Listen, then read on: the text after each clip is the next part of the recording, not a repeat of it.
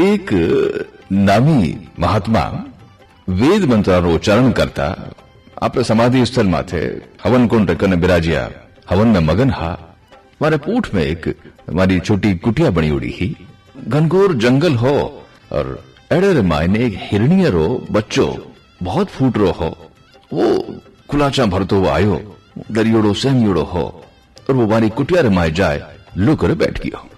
थोड़ी जीज रे पछे एक शिकारी उठे पूगो और महात्मा जी सवाल करियो कि गुरुदेव कहीं थे मारे शिकार ने अठू जाओ तो देखियो है कहीं।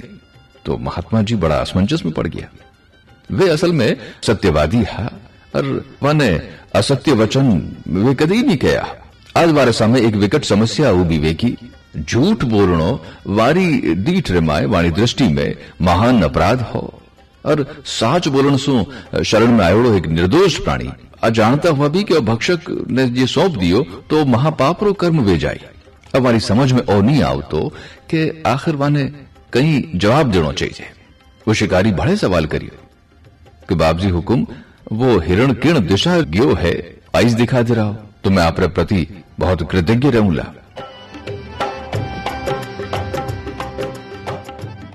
समस्या तो वाकई में बहुत विकट ही महात्मा जी रे सामने कि वे झूठ रो सहारो करी लियो नहीं।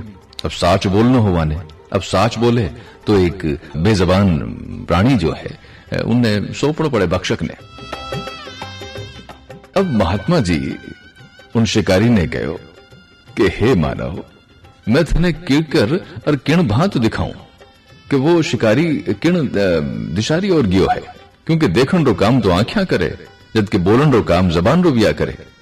आंख्या बोल नहीं सके और जबान देख नहीं सके।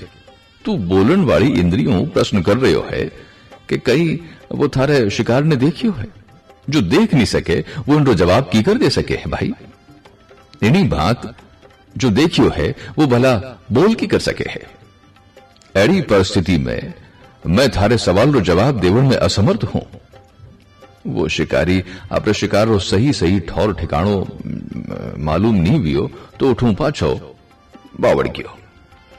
पण महात्मा जी रे मुख सु निकळ्योड़ा शब्द एक नवे शास्त्र रो प्रादुर्भाव हुयो और उनरो नाम हो तर्क शास्त्र।